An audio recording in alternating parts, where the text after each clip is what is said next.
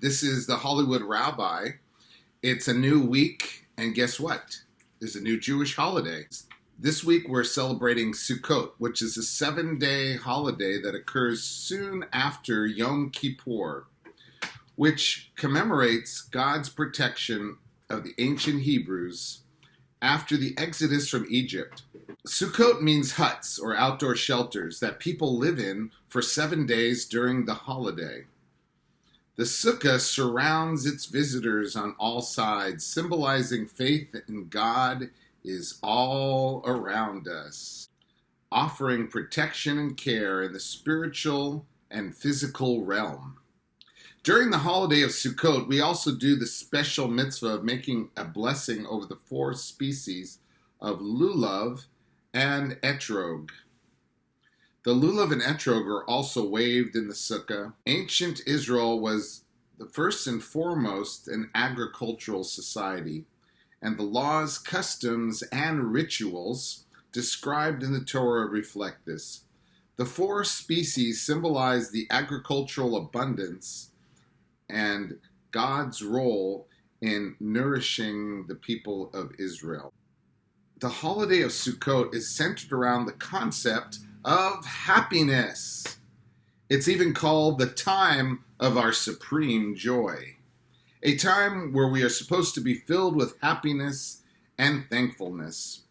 All right, well, we need to do a couple things. We need to stop chasing happiness. I know we have the pursuit of happiness, but on Sukkot, we're supposed to leave our comfortable homes and move into the flimsy confines of the sukkah in autumn. Many people think that the more you have, the more comfortable you are, the happier you'll be. The Torah teaches that happiness has nothing to do with your level of comfort. The Hebrew word for happiness is similar to the Hebrew word for growth. In order to be happy, we have to have some type of growth. It's the harvest season, so we need to stop and appreciate. We're so busy that we run from one thing to the next, feeling like we could be accomplishing so much more. On the holiday of Sukkot, we stop and reflect on the growth and our goals for the year ahead. And we also show gratitude. Feelings of entitlement are one of our greatest obstacles towards achieving happiness. We need to foster the humility to recognize that everything in our lives is a blessing from the Supreme Being. On Sukkot, we give thanks to the Almighty for all that He has bestowed upon us. We set aside these 7 days of Sukkot for gratitude to God. We all want to live a happy life. It seems so simple, but for some reason, it's very hard to do. It feels that we are constantly trying to pursue happiness. But how many are actually catching up to happiness, and how long do we hold on to it? In the holiday of Sukkot, we are actually commanded to be happy. How could there be a commandment about an emotion? Either I'm feeling happy or not. If I am feeling frustrated, can I just switch on happiness like that? Would it be real?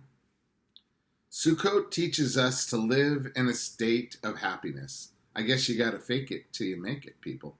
Sometimes we think that if we only could get this or that, then we will be happy. If only I made more money, or if only my job was like this. As if happiness is outside of us. On Sukkot, we leave the comfort of our home and move into a hut for an entire week. How could this be a time for happiness? All the comforts of my house are gone.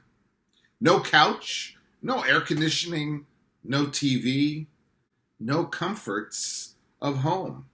Even though the comforts of my house are gone, it is precisely then that we can tap into our genuine happiness. On Sukkot, we leave behind all the extraneous items that are cluttering up our lives. So we focus on the core, the essentials, the few things that truly make us happy and give us lasting happiness. It is precisely that leaving most of our comforts behind that we remind ourselves that happiness is not outside of us, but right here inside of us. It doesn't matter how big or small your house is, because on Sukkot, we are all the same. We sit in the sukkah with all our basic needs met, and we thank God for which is most valuable to us. The things money can't buy: our family, friends, our values, and our traditions. We leave behind the distractions, the clutter, the worry, and we sit in the sukkah feeling connected to our Creator. When you are connected to meaning and purpose, that is when you appreciate the truly important things in life. Then we can experience real happiness. One other thing that I really liked about the tradition of Sukkot is the fact that thousands of years ago, when the great temple stood in Jerusalem, part of the holiday was giving tribute and giving blessings to all 70 different nations.